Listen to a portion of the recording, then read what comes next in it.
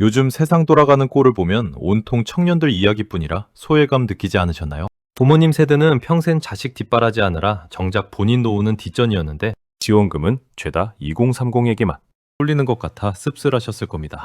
하지만 여러분, 이제 서운해하지 마세요. 드디어 중장년층을 위한 역대급 혜택이 쏟아지기 시작했습니다.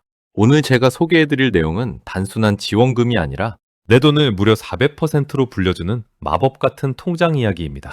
자녀분들도 눈 크게 뜨고 보셔야 합니다. 부모님께 이 통장 하나 만들어드리는 게 수백만 원 용돈보다 훨씬 큰 효도가 될 테니까요. 과연 어떤 조건이길래 낸 돈의 4배를 돌려준다는 걸까요? 지금부터 그 비밀을 하나씩 파헤쳐보겠습니다. 세상에 공짜 점심은 없다는 말, 이 통장 앞에서는 잠시 잊으셔도 좋습니다. 첫 번째로 주목해야 할 혜택은 바로 희망저축계좌입니다. 이름 그대로 희망을 저축하는 이 통장은 내가 매달 10만 원을 저축하면 정부가 그 3배인 30만 원을 매칭해서 넣어주는 구조입니다. 쉽게 말해 나는 10만 원만 내는데 내 통장에는 40만 원이 찍히는 셈이죠. 3년 동안 꾸준히 10만 원씩 모으면 내 원금은 360만 원이지만 국가가 얹어준 돈을 합치면 무려 1440만 원이라는 거대한 목돈이 되어 돌아옵니다. 여기에 이자까지 붙으면 그야말로 대박이라는 말이 절로 나오죠. 그런데 이 파격적인 혜택, 아무나 받을 수 있는 걸까요? 혹시 나처럼 평범한 사람은 안 되겠지 라고 포기하고 계시진 않나요? 그 고정관념을 깨트릴 놀라운 기준을 공개합니다. 희망저축계좌는 크게 두 가지로 나뉩니다. 내가 어떤 유형에 속하느냐에 따라 혜택의 크기와 가입 조건이 달라지죠. 먼저 희망저축계좌 1은 현재 일하고 있는 생계의료 수급 가구를 대상으로 합니다. 앞서 말씀드린 400% 수익률의 주인공이 바로 이분들입니다.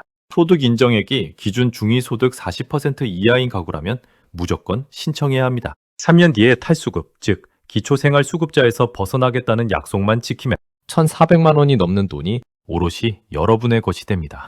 그럼 나는 수급자가 아닌데? 라고 하시는 분들은 어떡할까요? 걱정 마세요. 희망저축계좌 2가 기다리고 있습니다. 이 계좌는 차상위 계층을 위한 통장입니다. 매월 내가 10만 원을 저축하면 정부가 매년 지원 금액을 늘려가며 매칭해줍니다. 1년 차에는 10만 원, 2년 차에는 20만 원, 3년 차에는 30만 원으로 말이죠. 비록 계좌일보다는 금액이 적지만 3년 만기 시 총 720만 원의 정부 지원금을 받을 수 있습니다. 내가 낸 돈 360만 원을 합치면 1,080만 원, 즉 원금의 300% 이상을 챙겨가는 겁니다. 두 계좌 모두의 공통점은 일할 의지와 저축 의지입니다. 정부는 그냥 돈을 뿌리는 것이 아니라 스스로 자립하려는 분들에게 가장 강력한 디딤돌을 놓아주고 있는 것이죠. 특히 희망저축계좌 2는 탈수급 의무가 없고 교육만 잘 이수하면 되기 때문에 5060 세대가 접근하기 훨씬 수월합니다. 자, 여기까지 들으셨을 때 가장 궁금한 점이 무엇인가요? 아마도 우리 집 소득이 중위소득 몇 %인지 어떻게 알아? 라는 질문일 겁니다. 사실 이 소득 기준이라는 게 생각보다 널널할 수도 혹은 아주 까다로울 수도 있습니다. 여러분의 부모님이 과연 이 혜택의 울타리 안에 들어와 있는지 그 구체적인 숫자들을 확인하러 가보시죠. 중위소득이라는 단어만 나오면 머리가 아파오시죠? 쉽게 설명해 드릴게요. 대한민국 모든 가구를 소득순으로 한 줄로 세웠을 때 딱 중간에 있는 집의 소득을 100%라고 합니다. 희망저축계좌 1은 이 중간의 40% 이하, 계좌 2는 50% 이하가 기준입니다. 2026년 기준 1인 가구라면 월 소득 약 128만 원 이하, 2인 가구라면 210만 원 이하가 그 경계선입니다. 에이, 나는 월급이 그거보다 많은데 안 되겠네? 라고 성급하게 결론 내리지 마세요. 여기서 말하는 소득은 통장에 찍히는 월급만이 아닙니다. 가구의 소득과 재산을 모두 합쳐 소득 인정액으로 환산합니다. 만약 월급은 기준보다 조금 높더라도 재산이 거의 없다면 대상자가 될 가능성이 충분합니다. 반대로 월급은 적은데 집값이 비싸거나 비싼 차를 타고 있다면 아쉽게도 탈락할 수 있죠. 특히 1인 가구가 된 5060 독거 노인분들이나 사별후, 혼자 사시는 부모님들은 이 기준에 해당될 확률이 매우 높습니다.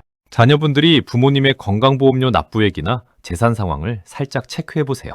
1인 가구 기준 128만 원이라는 숫자는 생각보다 많은 중장년층이 해당될 수 있는 범위입니다. 그런데 말입니다. 소득 기준을 다 맞췄는데도 이것 하나 때문에 낭패를 보는 경우가 정말 많습니다. 특히 5060 세대가 가장 애지중지하는 재산 중 하나가 이 통장 가입의 최대적이 되기도 하는데요. 과연 국가가 지원금을 주기 전에 꼼꼼히 따져보는 그 치명적인 탈락 사유는 무엇일까요? 희망저축계좌 신청하러 주민센터 갔다가 가장 많이 듣는 거절 사유가 뭔지 아십니까? 바로 자동차입니다. 정부는 자동차를 단순한 이동 수단이 아니라 매우 중요한 재산으로 봅니다. 특히 2000cc 이상의 대형차를 소유하고 있거나 차값이 500만 원은 넘는다면 그 차량 가격의 100%가 매달 소득으로 잡힐 수도 있습니다. 2, 3만 원짜리 차를 가지고 있으면 소득이 1000만 원인 사람으로 간주되어 탈락할 수 있다는 뜻이죠. 집도 마찬가지입니다. 물론 살고 있는 집은 일정 금액까지 공제를 해줍니다. 대도시는 약 6,900만 원까지는 재산에서 빼주지만 그 이상의 가액은 일정 비율을 곱해 소득으로 환산합니다. 금융재산도 가구당 500만 원까지는 괜찮지만 수천만 원의 예금이 있다면 이 역시 걸림돌이 됩니다. 국민연금이나 공무원연금 같은 각종 연금 수령액도 소득 인정액에 포함되니 주의가 필요합니다. 하지만 너무 걱정 마세요. 이런 계산은 우리가 직접 할 필요가 없습니다. 나는 안 되겠지 라고 짐작해서 포기하는 게 가장 큰 손해입니다. 복잡한 계산식 대신 신분증 하나 들고 가까운 주민센터나 행정복지센터를 찾아가세요. 상담사분에게 희망저축계좌 가입 대상인지 확인하러 왔다 라고 말씀만 하시면 소득과 재산을 시스템으로 바로 조회해 줍니다. 자, 그럼 이제 계좌를 만드는 법을 알았으니 이번엔 내 사업을 하시는 5060 사장님들을 위한 특별한 혜택으로 넘어가 볼까요? 저축계좌만큼이나 강력해진 자영업자의 퇴직금 이야기가 기다리고 있습니다. 식당이나 카페 혹은 작은 가게를 운영하시는 5060 사장님들, 요즘 경기가 너무 안 좋아서 저축은 무슨 내 입에 풀칠하기도 바쁘다 라고 하시죠. 하지만 이럴 때일수록 노란우산 공제는 꼭 챙기셔야 합니다. 최근 이 제도가 대대적으로 개편되면서 혜택이 훨씬 좋아졌거든요. 가장 먼저 눈에 띄는 건 소득공제 한도 상향입니다. 이제 연소득 4천만 원 이하 사장님들은 최대 600만 원까지 소득공제를 받을 수 있습니다. 피 같은 세금을 한 푼이라도 아끼는 게 결국 돈을 버는 길이죠. 게다가 지자체에서 주는 희망 장려금이라는 게 생겼습니다. 내가 매달 내는 돈 외에 지자체에서 월 1에서 3만 원씩 최대 2년간 대신 적립해줍니다. 이건 그냥 주는 공돈이나 다름없습니다. 더 놀라운 건 압류 방지 기능입니다. 혹시라도 사업이 어려워져서 빚 독촉을 받게 되더라도 노란우산 공제에 쌓인 돈만큼은 누구도 건드릴 수 없습니다. 폐업하거나 나이가 들어 은퇴할 때 여러분의 마지막 자존심과 노후 자금을 국가가 법적으로 보호해 주는 겁니다. 에이, 그래도 당장 낼 돈이 없는데 라고 고민하시나요? 노란우산 공제는 자영업자에게 있어 직장인의 퇴직금과 같은 존재입니다. 소액이라도 시작하는 것이 중요합니다. 그런데 여기서 끝이 아닙니다. 이 모든 혜택을 언제, 어디서 신청해야 가장 확실하게 받을 수 있을까요? 놓치면 또 몇 달을 기다려야 하는 그 결정적인 타이밍을 알려드립니다. 정보가 곧 돈인 시대입니다. 희망저축계좌는 아무 때나 가입하고 싶다고 할 수 있는 게 아닙니다. 통상적으로 1년에 딱 4번, 분기별로 신규 모집을 진행합니다. 보통 3월, 5월, 8월, 10월경에 모집 공고가 뜨는데요. 지금이 바로 그 적기입니다. 날씨도 따뜻해졌는데 운동 삼아 가까운 행정복지센터에 들러보세요. 준비물은 복잡하지 않습니다. 본인 신분증 하나면 충분합니다. 읍면지역은 복지센터, 도시지역은 주민센터라고 부르죠.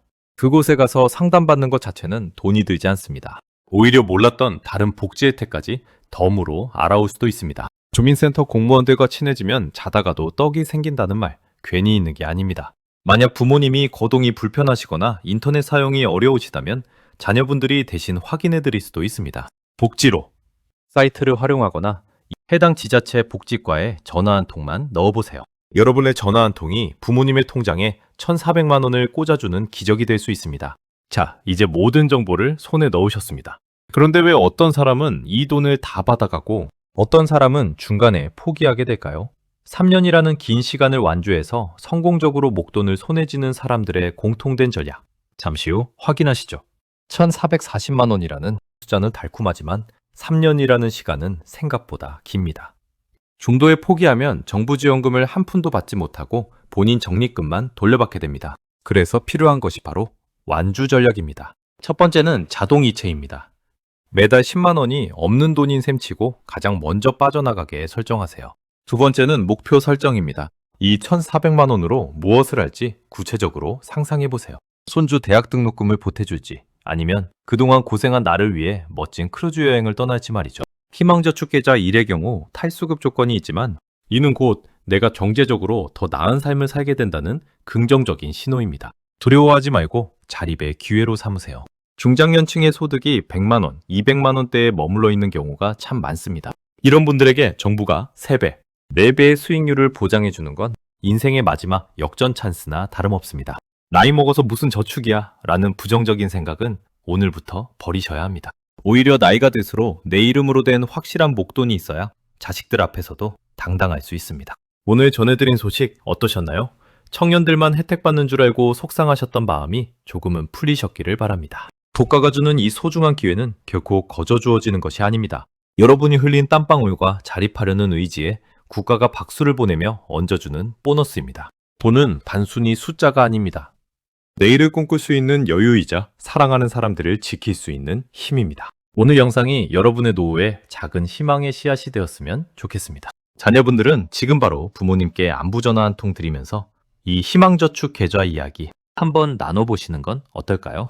여러분의 인생에도 다시 따뜻한 봄날의 꽃이 피어날 겁니다. 저희 채널은 항상 여러분의 경제적 자유와 행복한 노후를 응원하겠습니다. 오늘 준비한 소식은 여기까지입니다. 이 정보가 여러분의 지갑을 든든하게 하고 마음을 따뜻하게 했다면 좋겠습니다. 아직도 이런 혜택을 몰라서 놓치고 있는 주변 친구분들이나 이웃분들이 계신다면 이 영상을 널리 공유해주세요. 여러분의 공유 한 번이 누군가에게는 인생을 바꾸는 큰 선물이 될 수 있습니다. 오늘 내용이 도움되셨다면 구독과 좋아요, 알림 설정 부탁드리고요. 댓글로 여러분의 궁금한 점이나 가입 성공 후기를 남겨주시면 큰 힘이 됩니다. 여러분의 인생이 다시 활짝 피어나는 그날까지 저희가 함께 하겠습니다. 지금까지 다시 피는 봄이었습니다. 시청해주셔서 감사합니다.